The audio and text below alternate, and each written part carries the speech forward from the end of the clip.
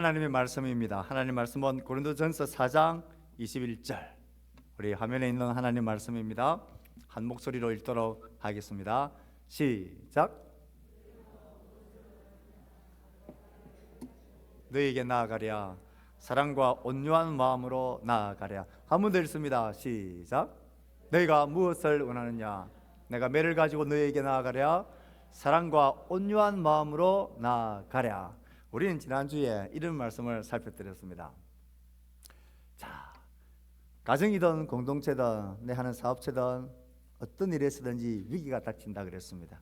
특히 교회 공동체 앞에 이런저런 교회의 신앙과 진리를 흔들려가는 위기가 있을 때에 교회 지도자들의 책임과 의무는 그 위기를 잘 다스리는 것입니다. 잘못된 것에 관해서는 7일을 통하여서 그렇게 몸된 교회를 보호해 가는 것입니다. 그 역할을 잘 감당하기 위해서는 우리가 일깨어 있어야 된다 그랬습니다. 일깨어 있다는 말은 정신을 차리고 있어야 한다 그랬습니다. 어떤 면에서 어떻게 정신을 차려 있을 수 있다 그랬습니까? 무엇으로요? 하나님의 말씀으로. 주의 말씀에 우리가 깨어 있어야 하고 그 말씀에 그 공동체를 부탁하고 있는 그 바울의 고백을 우리는 살펴드렸습니다. 그렇습니다.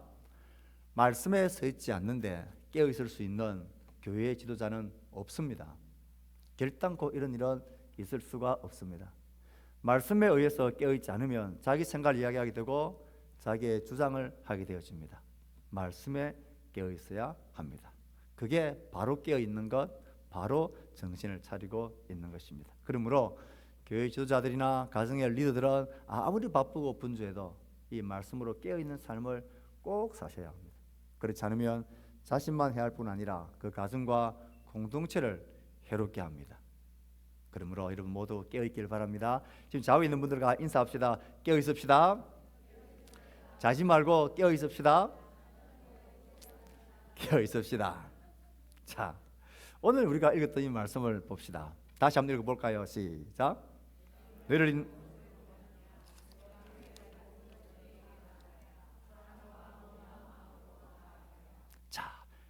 가정이든 공동체든 특별히 교회 공동체든 그 공동체를 온전하게 잘 세워가기 위한 리더들의 책임, 가정의 부모들의 책임이 있습니다.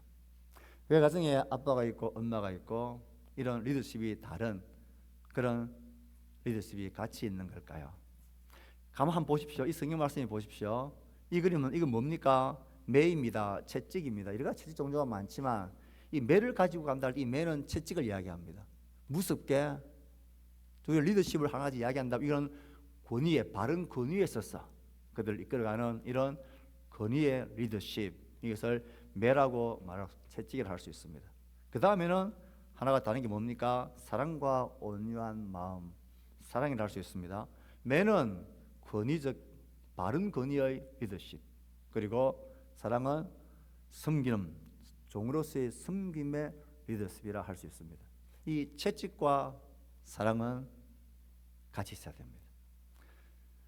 우리 아이들 어릴 때 자랄 때, 지금 아이들은 모르겠습니다만 저희들이 어릴 때 자랄 때는 좀 많이 맞은 것 같아요.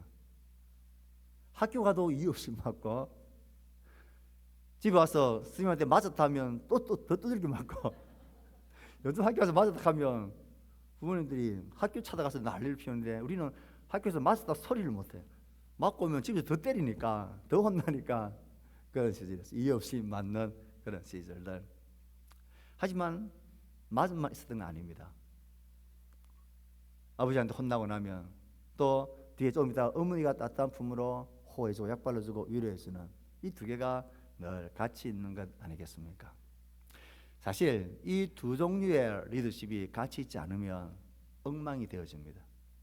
무섭게만 채찍만 있으면 그 아이는 병들고 자기의 자존감을 잃어버리고 삶을 포기하게 되고 자신이 가치 없는 존재라고 생각합니다. 반면에 이 사랑만 있으면 그 아이가 나빠집니다. 바른 길을 가지 못하고 사람을 버리게 되어집니다. 이 자리에 여러분들이 이렇게 지금 잘 있다는 것은 분명히 여러분들의 부모님들이 이 권위와 섬김, 매와 사랑을 같이 발휘했기 때문에 그렇습니다. 그럼 집에는 반드시 이 채찍이 있어야 되고 그리고 사랑의 리더십이 같이 있어야 됩니다. 그 역할을 누가 할 거냐? 요즘은 대부분 누가 합니까? 때리는 것도 엄마가 하는 것 같고 사랑하는 것도 엄마가 하는 것 같아요. 아버지는 의미가 좀 없는 것 같아요. 그러면 안 됩니다. 누구든지 한 사람 이 역할을 감당해야 됩니다. 보통 대개는 성경적인 질서를 따르면 의미하고 좀 채찍을 드는 이런 쪽의 리더십은 아버지 쪽에, 사랑과 다담을 품어주는 것은 어머니 쪽에. 뭐 역할이 좀 바뀌어도 상관은 없긴 하지만 이 두 가지가 같이 있어야 된다는 것만은 분명합니다. 가정도 그렇고 교회 공동체도 그렇습니다.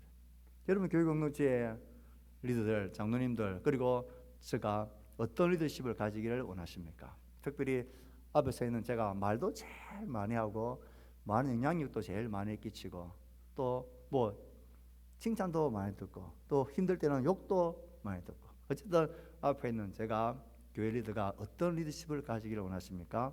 채찍만 들고 있으면 여러분 가까이 오지 않겠죠? 삭막하고 힘들겠죠? 또 사랑과 섬김만 있으면 또 여러분들의 바른 교육이나 가르침이 또 되질 않습니다. 너무 사투리로 세피하게 보게 되어지는, 그렇게 되어지면 그 말의 가르침이나 이것이 무게가 사라져 버립니다. 그래서 어떤 사람이 좀 지혜로운 사람이냐, 성숙한 그리스도인이냐, 성도냐 하는 것을 생각할 때에 지금 목사님이 교회 리더가 어떤 마음으로 대하고 있느냐 하는 것을 좀 아는 사람들이 돼야 돼. 채찍을 들고 이런 식으로 나가면 그것만 보고 사랑이 없다, 무수고 떨어져도 안 될 것 같고, 사람과 섬김의 모습으로 나아가면 우리가 세피하게 봐도 되는갑다, 이래 생각하는 사람은 신앙이 한참 어린 사람들. 이 두 가지의 리더십을 여러분들이 공히 받을 줄 알아야 되고 발휘할 줄 알아야 되고 또 그것을 기억일 수도 있어야 됩니다. 가정에서도 마찬가지고 사랑방에서도 마찬가지고 기관에서도 마찬가지고 교회 공동체에서도 마찬가지입니다. 그래서 우리가 꼭 기억을 합시다. 그래서 하나님께서는 이런 두 종류의 리더십을 가지고 교회에 위기가 있을 때에 공동체를 세워나갈 때에 리더들의 역할들을 중요시 여기고 있습니다. 그러면 교회 공동체가 이 두 종류의 리더십 속에서 건강하게 잘 자라가기 위해서는 상방이 해야 될 의무와 자세들이 있습니다. 성경에서 그걸 우리는 이렇게 말합니다. 읽어봅시다. 시작. 인도하는 자들에게 순종하고 복종하라. 그들은 너희 영혼을 위하여 경성하기를 자신들이 청산할 자인 것 같이 하느니라. 그들로 하여금 즐거움으로 이것을 하게 하고 근심으로 하게 하지 말라. 그렇지 않으면 너희에게 유익이 없느니라. 먼저 그 회중들과 성도들, 가정으로 말하면 자녀들, 사랑방으로 말하면 방언들, 교회로 말하면 성도들, 어떤 자세를 가지라고요? 순종과 복종하는 태도가 꼭 필요합니다. 순종과 복종의 태도는 채찍과 바른 권위의 리더십으로 다가올 때에 우리가 보여야 할 마땅한 반응입니다. 순종과 복종이 없으면 그 교회 공동체는 서가지 않습니다. 모두가 자기의 생각대로 내 말이 맞다고 그렇게 주장해버리면 답이 나오질 않습니다. 여러 가지 언론들을 할 수 있고 생각들을 할 수 있지만 여러분들께서 최종적으로 우리가 가져야 할 태도는 순종과 복종이라는 태도입니다. 왜 그렇습니까? 그들은 너희 영혼을 위하여 경성하기를 자신들이 청산할 자인 것처럼 하느니라. 죽이려고 해치려고 이용해 먹으려고 하는 일이 아니기 때문에 그렇습니다. 왜 자녀들이 부모들의 말에 순종하는 것이 중요합니까? 이 세상에서 자녀들이 잘 되기를 제일 바라는 것이 부모이기 때문입니다. 욕심이 지나쳐서 조금 그렇게 잘 안 맞을 수는 있지만 기본적으로 그 마음은 똑같습니다. 우리가 왜 교회 장로님들을 그의 말과 인도에 우리가 가능한 순종과 복종해야 하고, 특별히 모든 성도들은 목사인 저의 가르침과 말에 왜 순종과 복종하는 태도를 기본적으로 가져야 합니까? 그들은 여러분을 위해서 기도하고 잘되고 영이 강성하기를 바라는 자들입니다. 만약에 이 리더들이 그런 기도와 그 애끓는 마음을 가지지 않고 그 사랑과 섬기는 마음이 전혀 없이 기도하지 않으면서 순종과 복종만 요구한다, 이건 이제 문제가 생기기 시작하는 거죠. 거기에는 아픔이 생기는 거죠. 그래서 즐거움으로 이것을 하게 하라. 어떻게 하면 여러분의 섬기는 장로님들, 여러분의 방장님들, 우리 주일학교 교사들이 그 일을 즐거움으로 하게 할 수 있을까요? 어떻게 하면 그들에게 즐거움을 줄 수 있고 그 일을 즐거움과 기쁨으로 하게 할 수 있을까요? 제일 먼저 뭘 하면 됩니까? 학생들과 그 관계된 사람들은 그 가르침에 대해서 순종하고 복종하는 태도를, 그 말이 먹히면 나의 가르침과 섬김이 힘을 얻게 되고 이게 가치 있고 의미 있게 되어집니다. 그리고 그 하는 사역들을 여러분 귀하게 여겨 주셔야 합니다. 여러분의 자녀를 가르치고 있는 주일학교 교사들, 한두 명 아이들을 품고 그들 관심 가지고 그들 위해서 기도하고 그 영혼을 강성하기 위해서 애쓰는 분들 좀 귀하게 계셔야 됩니다.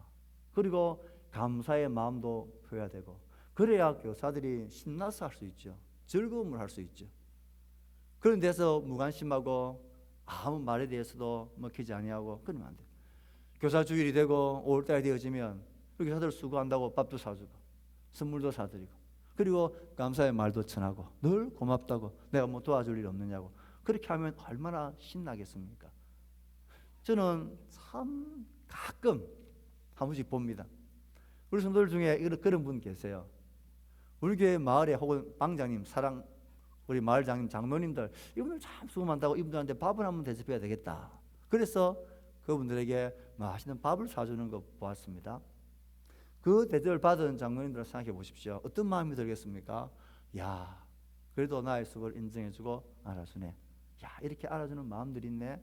고맙다는 마음 들고 즐거움으로 더 내가 잘 섬겨야지, 그런 마음 들겠죠. 자녀들이 부모에게 순종하는 태도를 가지면 부모들은 그런 마음 듭니다. 그리고 고무줄도 모아서 선물도 드리면 그런 마음 들죠. 그걸 귀하게 여기는 마음인 거예요. 가정도 그렇고 공동체도 그렇고 사랑방도 그렇고 우리의 교회 공동체도 그렇고, 앞에 서 있는 저는 특별히 그 길에 영향을 많이 받는 사람입니다. 여러분들 맛있는 거 사주면 많이 좋아하고, 여러분들이 격려해주면 미친 듯이 좋아서 죽습니다. 그래서 여러분들 여기 앞에 서 있는 많은 장로님들, 방장님들, 교사들을 즐거움으로 감당할 수 있도록 그렇게 여러분 축복해주고 기도해주고 격려해 주십시오. 그게 우리 영혼이 잘 되는 길입니다. 그 다음에 리더들에게 주시는 책임은 있습니다. 자, 읽어볼까요? 시작. 주장하는 자세를 하지 말고 양무리의 본이 되라. 어떤 자세로 하지 말라고요? 주장하는 자세. 주장한다라는 의미는 이런 것입니다. 지배하려고 한다, 군림하려고 하는 자세, 이런 자세로는 하지 말아라 그럽니다. 앞에 있는 말씀처럼 그 영혼이 강성하길 바라는 사랑하는 마음으로 해야지, 이걸 주장하는 자세, 지배하려고 군림한다, 내가 이렇게 함으로 내가 너 위에 있다, 내가 너보다 더 낫다, 뭔가 나의 성과 출세를 과시하고 싶다, 그런 이용하는 도구로 사용하지 말라는 거예요. 이 주장하는 자세를 버려야 합니다. 주장하는 자세는 버려야 되고 무엇이 되라 그랬습니까? 양무리에 뭐가 되라고요? 본이 되라. 이 두 가지를 기억하셔야 합니다. 주장하는 자세 하면 안 되고, 그리고 주장하는 자세를 안 할 뿐만 아니라 제일 앞장서야 합니다. 양무리에 본이 되어라 그럽니다. 많은 양떼들이 있을 때에 이 양들은 누굴 따라갑니까? 목자를 따라가는 것 같지만 목자는 그 양무리의 제일 중요한 영향력이 있는 그 한 마리를 딱 이끌면 그 양을 따라서 다 따라가게 되어집니다. 교회는 그런 것입니다. 주장하는 자세가 아니라 양무리의 본이 되라 그랬습니다. 그러면 우리 교회에 누가 성경을 제일 많이 사랑하고 좋아하고 배우기를 힘쓰고 애쓰고 그렇게 해야 할까요? 제일 앞에 있는 사람이 누구여야 할까요? 대답을 안 하시네요. 우리 교회 장로님들이죠.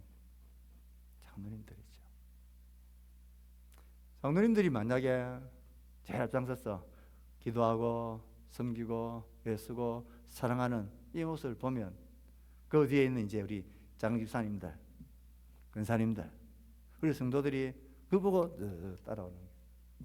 본이 되어야 할 자리입니다. 누가 교회 공동체의 기도의 자리에 있어야 합니까?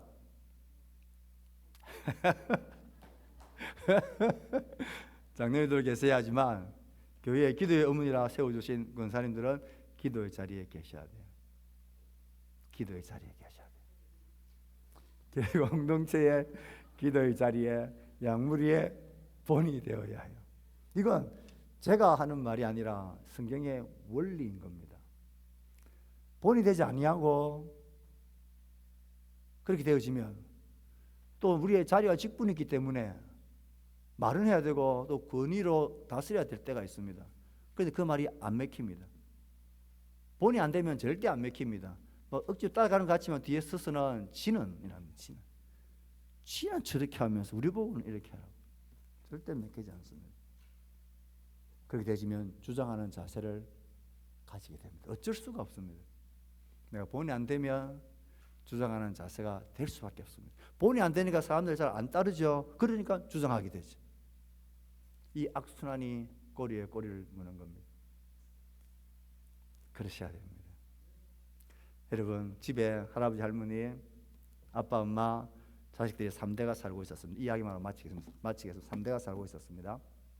그런데 이 아빠 엄마가 이 할아버지 할머니를 막 대요. 기하게 안 대요.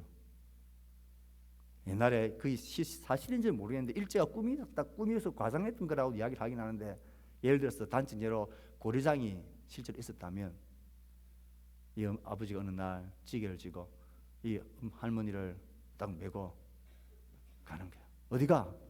그래 이랬어. 할머니를 이랬어. 그리고 돌아왔는데 이 아들이 이 찌개를 잘 보관 이렇게 잘 두드려. 네가 왜 이걸 챙기냐?